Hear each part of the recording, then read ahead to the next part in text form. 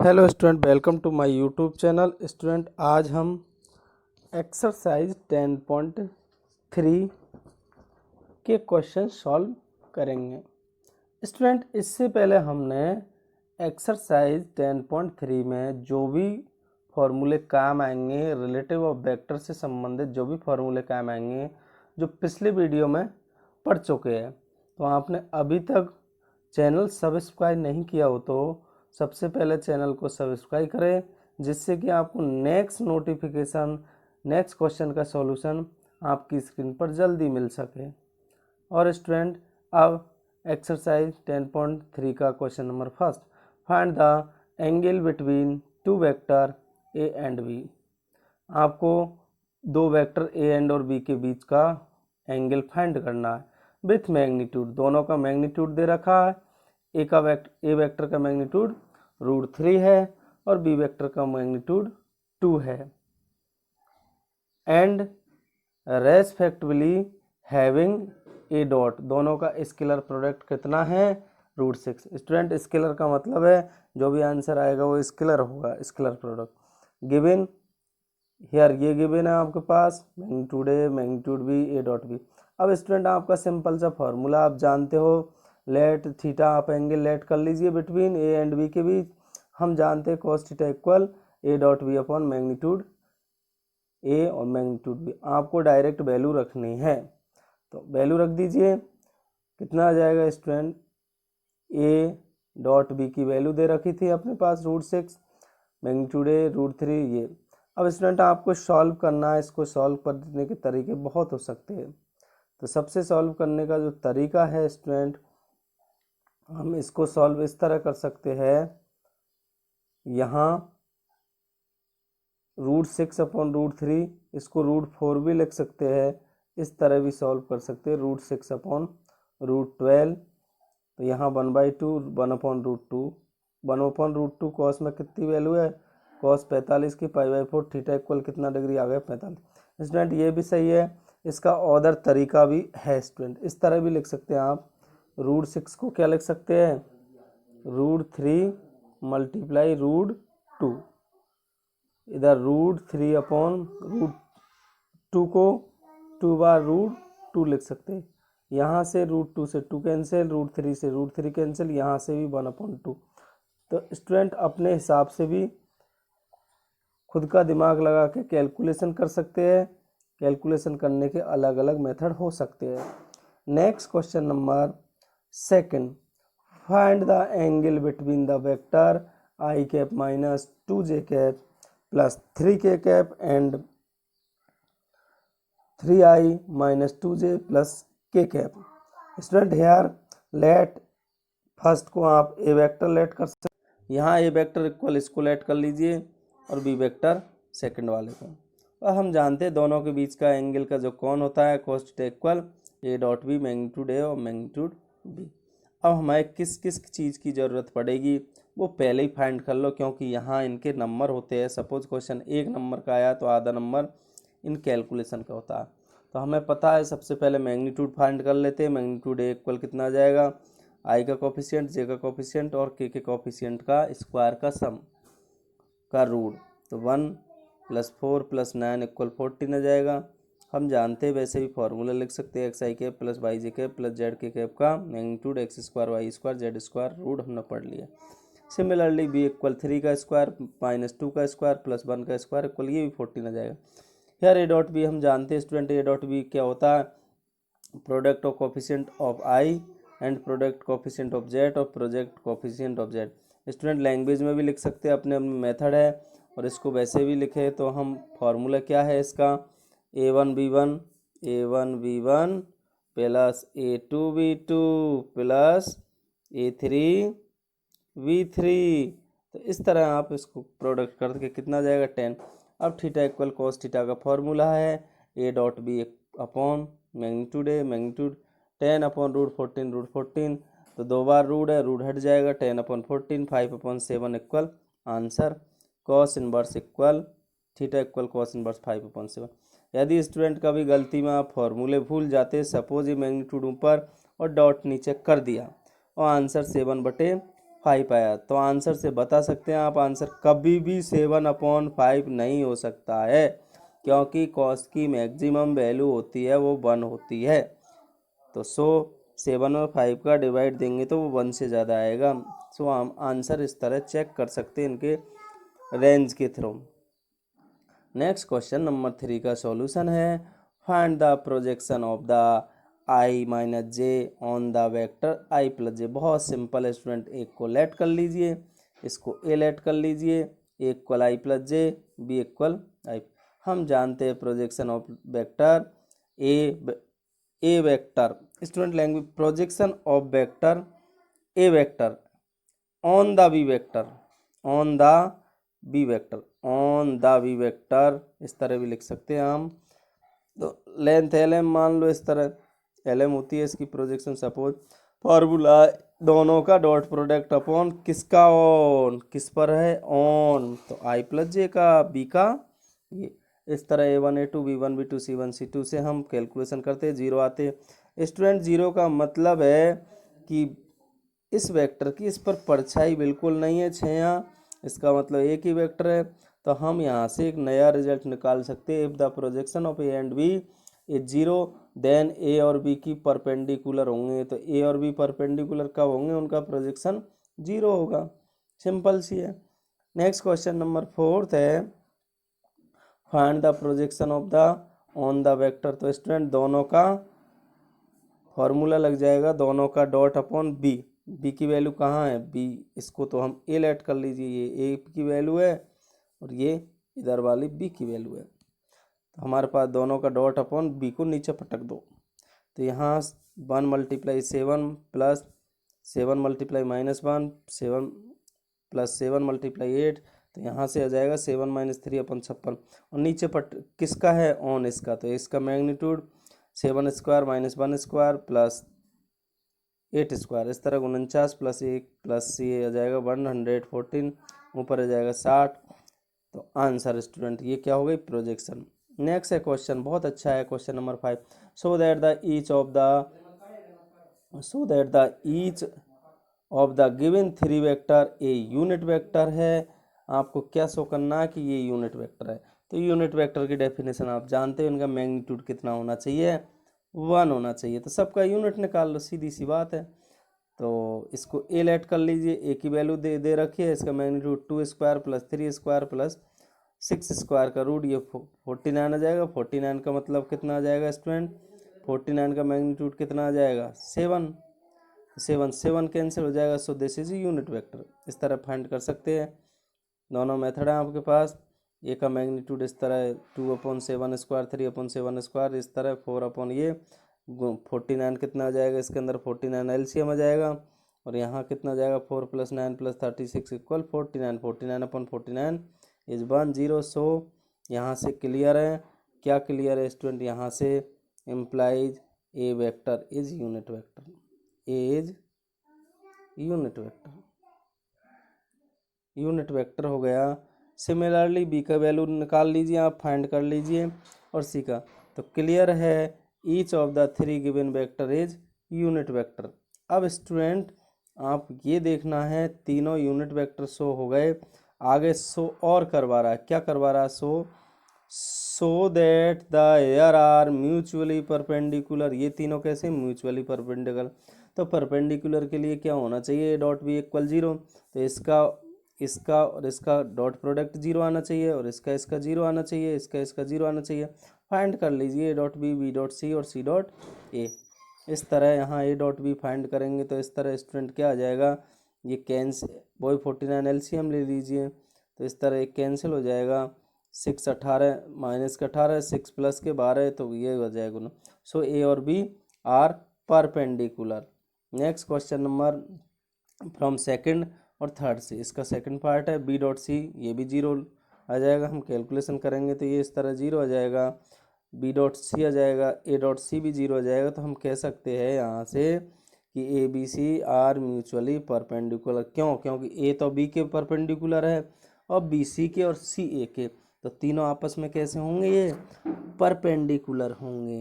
Next question number 6 है, find magnitude of A and magnitude B, आपके पास क्या गिवन है, A plus B bracket dot A minus B equal 8 and A का magnitude कितना है, बी का। तो बहुत सिंपल सा है स्टूडेंट, इसका हम फॉर्मूला जानते हैं, किसका, इसका फॉर्मूला जानते हैं कि किसी वेक्टर का स्वयं के साथ डॉट प्रोडक्ट उसके मैग्नीट्यूड का स्क्वायर होता है।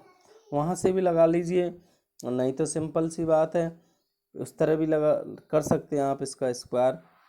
तो आपके पास दोनों मेथड है, नहीं तो डायरेक्ट आप मल्टीप्लाई कर दो जिस तरह, और ये वैल्यू पुट करनी है। तो ए डॉट ए का मल्टीप्लाई करेंगे ए डॉट ए का मल्टीप्लाई बी से होगा तो माइनस ए डॉट बी का मल्टीप्लाई ए से बी डॉट ए, और हमको पता है कम्यूटेटिव लॉ फॉलो होता है, तो यहाँ से ये कैंसिल हो जाएगा क्योंकि ए डॉट बी बराबर B dot A.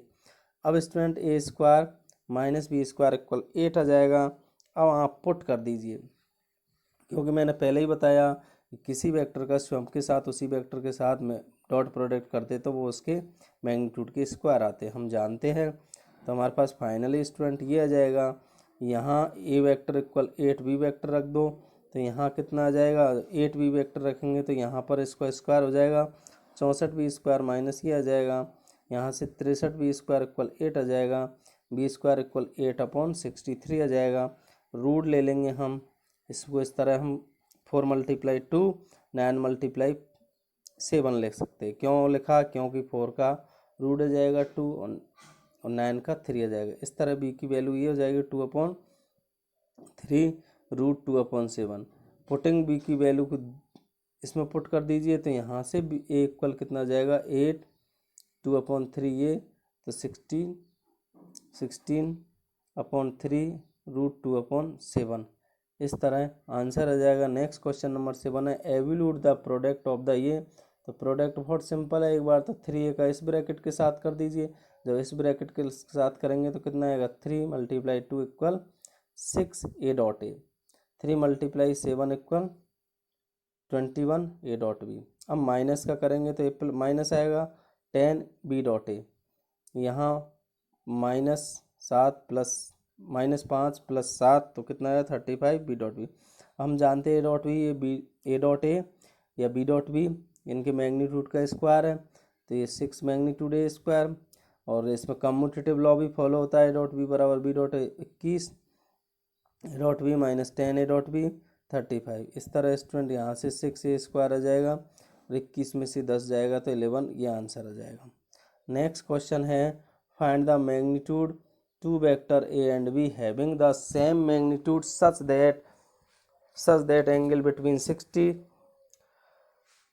60 degree and their scalar product की। स्टूडेंट क्या क्या गिवन है, क्लियर है, क्या फाइंड करना, दोनों का मैग्नीट्यूड। तो सबसे पहले तो क्या गिवन है, दोनों का मैग्नीट्यूड कैसा है, इक्वल है, सेम मैग्नीट्यूड है, और उनके बीच का एंगल कितना है, थीटा इक्वल 1/2 एंड नहीं स्केलर प्रोडक्ट है, ए डॉट बी की वैल्यू कितनी है, A dot B equal 1/2, A dot B equal 1/2 and क्या गिवन है, थीटा की वैल्यू कितनी है 60 degree.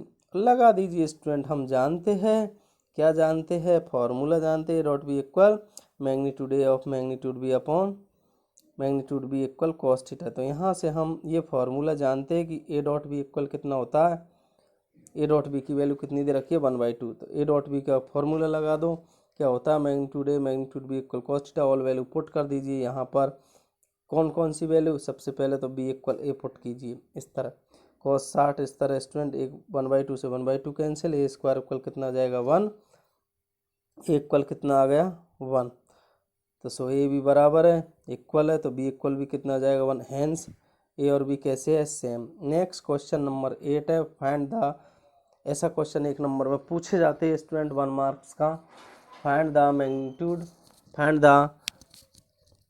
Find the magnitude of x vector for the ये। पहले हमने सब बिल्कुल सॉल्व किया था, तो इसको हम सॉल्व कर सकते हैं, सिंपल है। यहाँ ए एक यूनिट वेक्टर है, तो यूनिट वेक्टर का मतलब इसका मैग्नीट्यूड 1 है, पहली बात तो ये है। अब हम इसको जानते हैं, इसका सिंपल मल्टीप्लाई करना है, एक्स का एक बार इस ब्रैकेट से x dot A plus x dot A minus x A dot x A dot A. अब हमारे फॉर्मूले हैं जनरली कि किसी का किसी वेक्टर का स्वयं के साथ स्केलर प्रोडक्ट उसके किसके बराबर होता है, मैग्नीट्यूड के स्क्वायर। कम्यूटेटिव लॉ फॉलो होता है तो ये कैंसिल हो जाएगा और इधर ये आ जाएगा, तो यहाँ से ये आ जाएगा एक्स स्क्वायर माइनस ए स्क्वायर मैग्नीट्यूड स्क्वायर 12 आ जाएगा। और हमको पता है ये कैसा है, यूनिट वेक्टर, तो वैल्यू पुट कर दीजिए। एक्स स्क्वायर इक्वल कितना आ जाएगा, यूनिट एक्स स्क्वायर का मैग्नीट्यूड 13, बहुत साइड क्या ले लो, रूट ले लो। अब स्टूडेंट एक्स स्क्वायर हम रूट लेंगे 13 का तो कितना आएगा, प्लस माइनस 13, बट हमको पता है लेंथ कैसी है, पॉजिटिव है, क्योंकि ये एक तरह की लेंथ होती है, तो length of the vector is never, कभी नेगेटिव नहीं हो सकती है। सो एक्स का मैग्नीट्यूड कितना आ जाएगा, √13। नेक्स्ट क्वेश्चन नंबर 10 है, इफ ए वेक्टर इक्वल, आपके पास ये गिवन है 2i + 2j + 3k, और बी वेक्टर की वैल्यू भी ये गिवन है, सी वेक्टर की वैल्यू गिवन है। अब स्टूडेंट क्या कह रहा क्वेश्चन, बहुत मोस्ट क्वेश्चन है स्टूडेंट, काफ़ी बार एग्जाम में पूछा जा चुका है, तो बहुत सिंपल है, आपको बिल्कुल जैसा क्वेश्चन कह रहा वैसे करना। क्या कह रहा, such that a + lambda B vector is perpendicular of A, इसका मतलब है इसका और सी का जो डॉट प्रोडक्ट है वो 0, देन फाइंड लैम्डा। तो बहुत सिंपल है स्टूडेंट, लैम्डा हम फाइंड कर सकते हैं। तो सबसे पहले हमारे लिए किसकी वैल्यू की ज़रूरत पड़ेगी, ए बी सी, तो ए बी सी तो इसने गिवन है।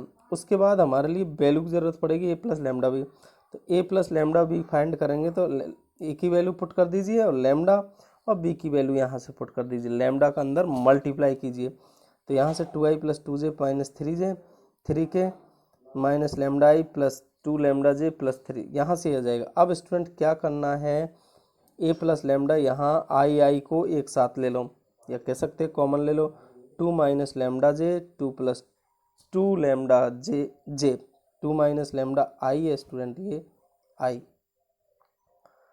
यहाँ नेक्स्ट है 3 + लैम्डा k। इस तरह अब हमारे पास जो कंडीशन क्या थी, सी की वैल्यू क्या थी गिवन थी, 3i + j, तो इसमें के नहीं है, तो हमारे पास 0.0, इसका स्केलर कंपोनेंट मानते हुए 0 के लिख सकते हैं। अब बिकॉज क्या गिवन है कि ये इसके परपेंडिकुलर है, तो हम जानते हैं परपेंडिकुलर है, तो दोनों का क्या हो जाएगा, स्केलर प्रोडक्ट या dot product is 0। Product of coefficient of i। अब स्टूडेंट यहाँ से a1 a2 b1 b2 c1 c2 का फॉर्मूला लगाते हुए 2 - लैम्डा 2 - लैम्डा 3 2 + 2 लैम्डा 1 3 + लैम्डा 1, इसका मतलब product of i product of j product of k equal 0 होगा। यहाँ इसको सॉल्यूशन करेंगे तो कितना हो जाएगा, मल्टीप्लाई कर दो, 6 - 3 lambda 2 + 2 lambda minus lambda + 8, here minus lambda equal -8, lambda equal 8 is answer. काफ़ी बार पूछा गया है। नेक्स्ट क्वेश्चन नंबर 11 है, so that the magnitude of A vector B vector plus magnitude of B vector A vector is perpendicular of इसके। यहाँ थोड़ा सा ही अंतर है स्टूडेंट, यहाँ प्लस का सिंबल है और यहाँ माइनस का है। For any non zero A B, बहुत सिंपल है, दोनों का डॉट प्रोडक्ट यदि 0 आ जाए तो हम कह देंगे परपेंडिकुलर है। हम इसको सॉल्व कर लेते हैं, तो लेट इसको हम सी वेक्टर नाम दे देते हैं। इस तरह हमें पता है, इसका सिंपल कैलकुलेशन करने के हिसाब से स्टूडेंट ए वेक्टर के मैग्नीट्यूड को एल लेट कर लीजिए, बी वेक्टर के मैग्नीट्यूड को एम लेट कर लीजिए, क्योंकि ये एक तरह का रियल नंबर ही तो आएगा, तो इधर डी वेक्टर क्या हो जाएगा, ये हो जाएगा। इस तरह सी डॉट डी हमारे पास यदि 0 आ जाता तो हम कह देंगे ये क्या है, ये परपेंडिकुलर है सी डी। तो आप मल्टीप्लाई कीजिए इसका L² बी डॉट बी, इस एल का इससे करेंगे, इस एल का एक बार इससे करेंगे तो LM B dot A, M A का कीजिए LM A dot B minus M², ये। अब स्टूडेंट कम्यूटेटिव लॉ फॉलो होता है और डॉट प्रोडक्ट स्वयं का उसके स्क्वायर के बराबर होता है, तो यह जाएगा L² B dot square LM, ये कट ही जाएगा, कैंसिल हो जाएगा। हमारे पास L² बी का magnitude square minus magnitude A का स्क्वायर। अब वैल्यू रख दीजिए वापस, हमने क्या माना था, बी को तो L माना था, बी को M माना था, तो यहाँ पर रख दीजिए वापस, वैल्यू आप पुट कर सकते हैं, या तो यहाँ पे L² की वैल्यू वेक्टर एक कीजिए, एम की वैल्यू, वेक्टर बी का मैग्नीट्यूड इस तरह एक कैंसिल हो जाएगा, तो यहाँ सी डॉट, तो हम कह सकते हैं vector C dot B are perpendicular of each other. Next है question number 12, if A dot A equal 0 and A dot B equal 0 then what can be concluded about B. आप B के बारे में क्या कह सकते हैं? तो स्टूडेंट बी के बारे में यहाँ से तो हम कह सकते हैं कि ए डॉट ए इक्वल 0, तो इसका मैग्नीट्यूड 0, इसका तो मैग्नीट्यूड ये 0 आ गया। अब A vector is 0 vector by definition by non zero, A vector is 0 vector by definition by non zero. तो here student again A dot B equal 0, तो यहाँ से ए डॉट बी का हम फॉर्मूला जानते हैं, magnitude of A magnitude B cos theta equal 0। अब यहाँ से स्टूडेंट हम ये पुट कर देते हैं कि इसकी वैल्यू 0 है, तो यहाँ से क्या आएगा, 0 इक्वल 0 आ जाएगा। तो 0 इक्वल 4 ऑल एनी बी के लिए, तो बी का कोई भी मान रख लो, B can be any vector हो सकता है एक तो बी, तो यहाँ से बी की वैल्यू क्या हो सकती है, कोई भी वैल्यू रख लो बी की, ये क्योंकि एल एच एस 0 आएगा, मल्टीप्लाई हो जाएगा। इस तरह बी की एनी वैल्यू, बी के बारे में हम जान सकते हैं। और ये नोट में इसने एक प्रॉपर्टी बता रखी है, जिसको आप देख लेना, वैसे ज़रूरत नहीं है स्टूडेंट। नेक्स्ट क्वेश्चन नंबर 13 बहुत मोस्ट है student, A B C are unit vector. Unit vector का मतलब है इनका जो मैग्नीट्यूड 1 1 1 आएगा। तो गिवन है हमारे पास A B C unit vector, therefore vector of A का मैग्नीट्यूड, बी का मैग्नीट्यूड, सी का मैग्नीट्यूड 1 1 है। हमारे पास क्या है student, A B C equal 0 दे रखा है, तो हमारे पास इसका यूज करते हो, तो ए बी सी 0 है, तो हम जानते हैं इसका होल स्क्वायर कर दीजिए। स्क्वायरिंग बॉक्स सेट क्यों किया, क्योंकि किसी वेक्टर का स्क्वायर करेंगे तो उसको 2 बार हम डॉट लिख सकते हैं, और उसको क्या स्क्वायर का फॉर्मूला खोल दीजिए आप, तो कितना आ जाएगा, A square plus B square plus C square 2ab। Formula है A plus B plus C का whole square, A square plus B square plus C square 2 A dot B dot C. ये फार्मूला बहुत simple है student, आपने पढ़ लिया होगा, यहाँ वेक्टर में भी है। तो किसी वेक्टर स्वयं का स्वयं के साथ स्क्वायर ये होता है, तो इस तरह आप ये रख दीजिए। अब स्टूडेंट किसकी वैल्यू आपके पास गिवन है, ए वेक्टर बी वेक्टर के मैग्नीट्यूड 1 1 रख दीजिए, ये 1 1 रख दिए, और बाकी के 3 हो जाएगा, 3 को इधर ले जाएंगे तो माइनस हो जाएगा। अब 2 का डिवाइड कर दीजिए, तो यहाँ से कितना आ जाएगा, A dot B dot C equal कितना है, -3/2, और यहीं आपसे पूछी गई है वैल्यू। नेक्स्ट क्वेश्चन नंबर 14 है, either vector A vector equal 0 या B vector 0 then A dot B equal 0 what converse needed not be true justify your answer. आपके आंसर एक एग्जाम्पल देखे। केस फर्स्ट है vector A vector equal 0 therefore define of 0 vector, इसका magnitude 0 होगा। अब student A dot B equal यहाँ से 0 होगा। यदि बी वेक्टर 0 है तो यहाँ से but converse is not true, जब बी वेक्टर 0 है तो इसका ये कोई ज़रूरी नहीं है कि ए वेक्टर 0, इस तरह हम कर सकते हैं, A vector equal I plus जे के, देयरफॉर इसका मैग्नीट्यूड 3 नॉट इक्वल 0 है, तो A vector not by definition non zero vector. V vector equal ये, इसका भी 0 नहीं आ रहा है, बट दोनों का डॉट प्रोडक्ट 0 आ रहा है, तो कोई ज़रूरी नहीं है इसका कन्वर्स सही हो। नेक्स्ट क्वेश्चन नंबर 15 बहुत मोस्ट है student, if the vector A B C triangle A B C के वर्टेक्स दे रखे हैं आपको, रेस्पेक्टिवली फाइंड द। बहुत सिंपल है, ए बी सी कौन फाइंड करने के लिए आपको साइड की ज़रूरी है, ए बी और बी सी का पता होना ज़रूरी है। तो यहाँ सिंपल है, ए के वर्टेक्स ये रहे, बी के वर्टेक्स ये रहे, इनका क्या निकाल लो आप, पोजीशन वेक्टर। तो position vector of point A O A होगा। पोजीशन वेक्टर में क्या करते हैं हम, आई प्लस जे प्लस 2 के 3j के लगा। Position vector of O B का ओ भी हो जाएगा -i प्लस 0 प्लस इस तरह। Position vector of O C 0 है, इसका 0i जे के। अब student we can from the above figure by A B C की triangle B C B A और बी सी साइड की ज़रूरत है। तो side B C equal position of vector, उल्टा चलते हैं, ए में से पोजीशन बी का घटा दो, इस तरह वैल्यू रख दो। यहाँ हम घटाएंगे तो क्या आएगा 2i + 2j + 3k। Similarly position side B C equal position vector C, उल्टा चलते सी के में से बी का घटाएंगे तो सी की वैल्यू रख दीजिए, बी की वैल्यू रख दी हमने।